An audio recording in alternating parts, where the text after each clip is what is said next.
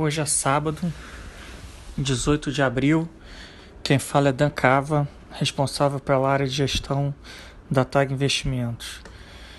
Queria usar esse espaço aqui para fazer mais uma atualização do que a gente está vendo em termos de cenário, falar um pouco de cenário de Brasil, cenário de global, mixar um pouco o cenário com o que a gente viu de movimentação nos mercados, nos preços dos ativos, e finalizar com algumas perguntas frequentes, né? O que a gente tem mais ouvido de questionamento. Vou focar em algumas poucas perguntas, a gente pode voltar em algumas outras nas próximas oportunidades.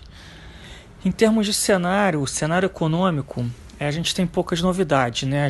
É importante insistir que as próximas semanas e os próximos meses, os dados econômicos de crescimento, eles vão ser tenebrosos, né? Infelizmente. Então, o que a gente precisa se acostumar é com manchetes de jornais, de mídias sociais, de maior queda da produção industrial da história, maior queda das vendas do varejo, queda histórica do PIB. E acho que isso é o que a gente vai ver nas próximas semanas, e é o que a gente começou a ver nos dados ao longo dessa semana. A gente já vinha falando dos dados de desemprego americano. De fato, foi mais uma semana muito ruim, com mais de 5 milhões de novos pedidos de auxílio-desemprego. E o que a gente teve essa semana foram os dados de março na China, que trouxeram notícias ruins, mas também trouxeram alguma ponta de esperança ou alguma luz no fim do túnel. O PIB de fato caiu mais de 6% no trimestre, ano contra ano. Mas os dados de alta frequência mensais de produção industrial, vendas no varejo, investimentos, eles mostraram alguma recuperação em relação ao piso da crise que a gente viu em janeiro e fevereiro, né? A gente precisa lembrar que a China foi o primeiro país afetado pelo coronavírus, foi o país que adotou primeiro medidas de contenção e parece ser o primeiro país que está saindo da crise em termos de recuperação econômica, de crescimento, né? De novo, o PIB do trimestre foi muito ruim, mas é bem provável que, se a gente não tiver uma segunda onda de contágio, de infecção do coronavírus, talvez o primeiro trimestre da China tenha sido o pior. O que não vai ser verdade para outros países e regiões onde o segundo trimestre provavelmente ainda vai ser pior do que o primeiro. Então a gente viu alguma recuperação em relação a janeiro e fevereiro nos dados de março. Isso é uma ponta de esperança no sentido de que, entre aspas, há vida após o coronavírus, ou há possibilidade de recuperação econômica após o coronavírus. Mas é o que a gente tem. Dados muito ruins para frente. O lado, entre aspas, positivo é que a inflação no mundo está muito baixa. Isso vai permitir que a política monetária continue muito expansionista, juros muito baixos no mundo e bancos centrais muito atuantes em termos de política monetária, liquidez e suporte ao mercado de crédito. Tá? Esse é um pouco o cenário. Ele vale para o cenário internacional e vale também para o Brasil.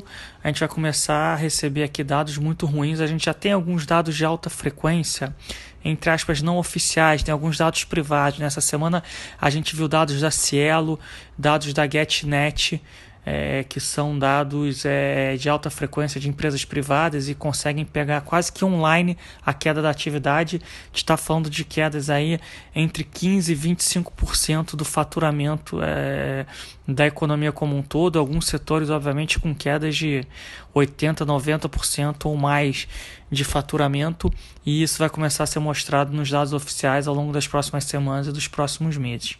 Acho que vale a pena a gente gastar algum tempo com o cenário político de Brasil, e de novo, aqui sem tentar tomar partido. Vamos fazer uma análise de cima do que está acontecendo, mas sem tentar tomar nenhum partido em relação a que lado está certo ou que lado está errado, mas como o mercado pode estar olhando isso, e de fato isso fez um pouco de preço negativamente para os ativos locais ao longo dessa semana. Primeiro a gente teve a demissão, a mudança do ministro da Saúde, e não entrando no mérito se ele deveria ser demitido ou não,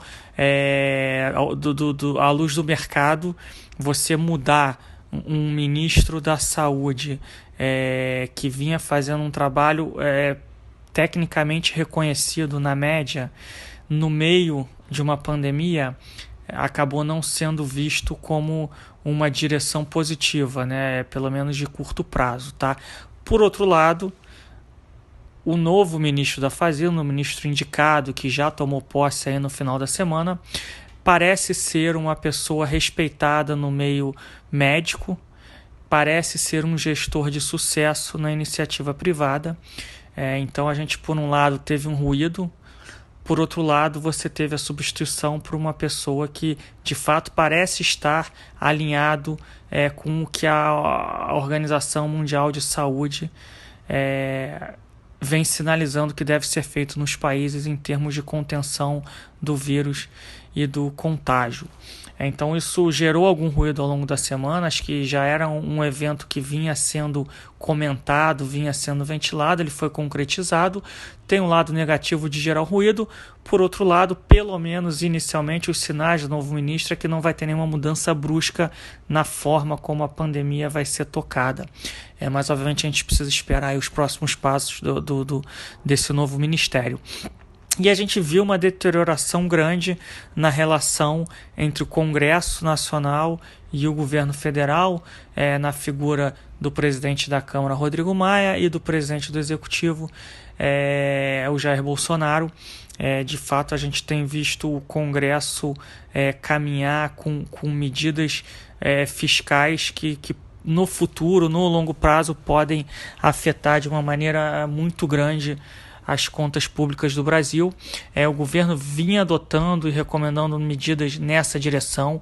A gente comentou aqui diversas vezes que essas medidas elas são necessárias para evitar o caos social e o caos econômico no país, mas muitas dessas medidas acabaram sendo distorcidas ao longo do processo dentro do Congresso e acabaram virando coisas muito maiores e estruturalmente muito complicadas para o país em termos econômicos quando a gente olha lá na frente em termos de reformas. Então, isso gerou uma reação grande do Executivo na figura do presidente Jair Bolsonaro.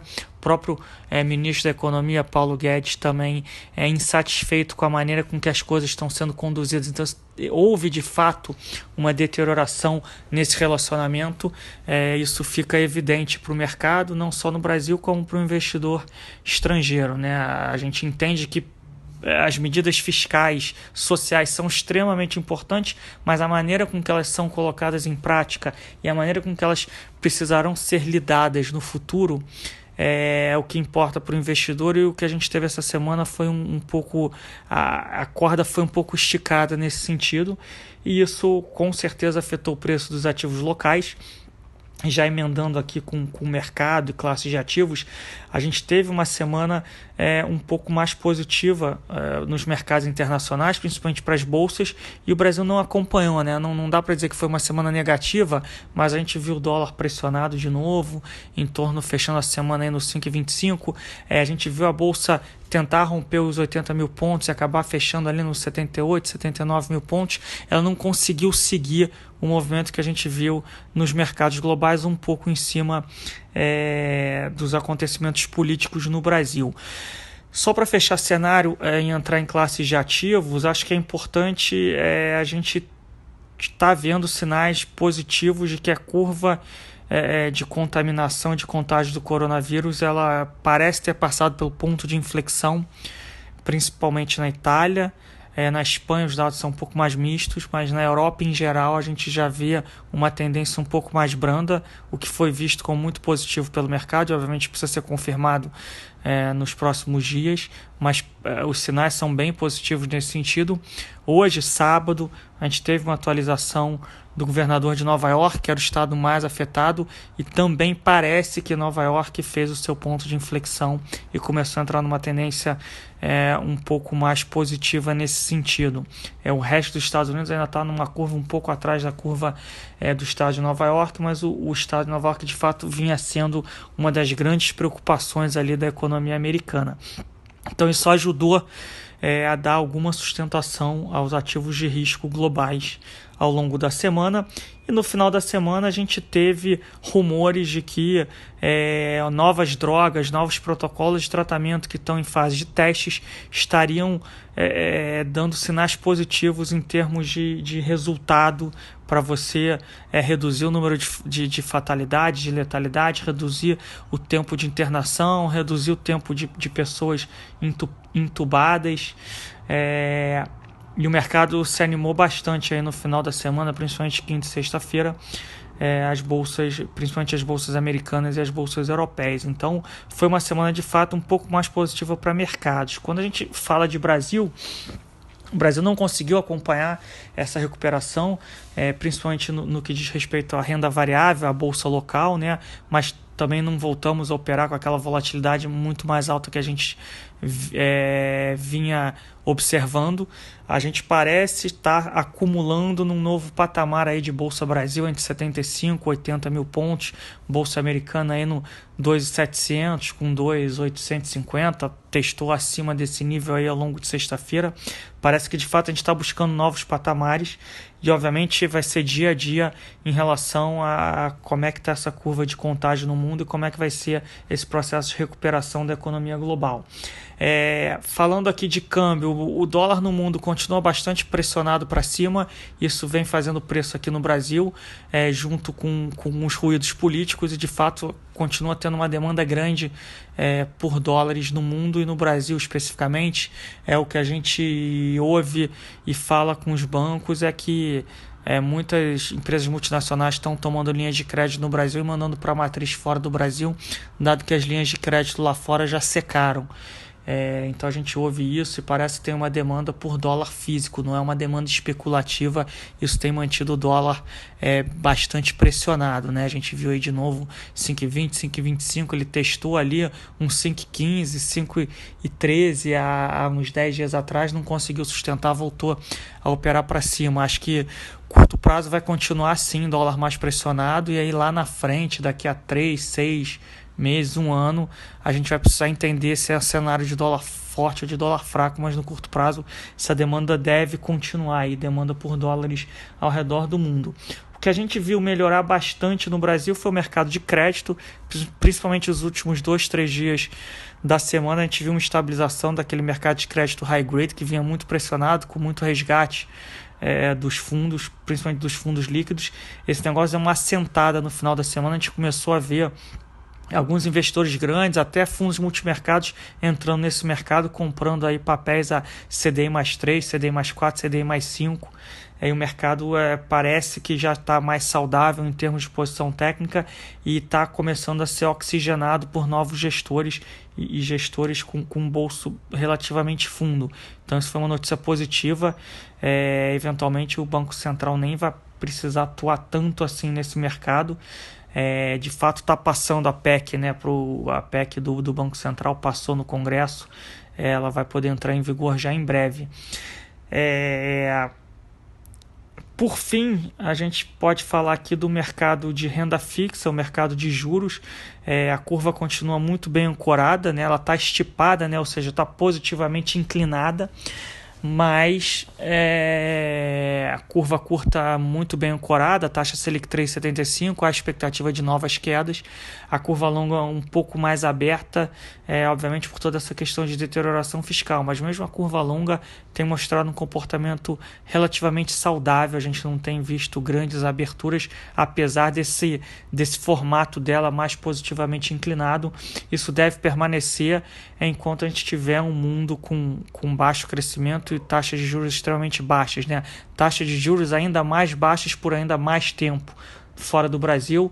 Então é bem provável que a curva continue ancorada nesse sentido.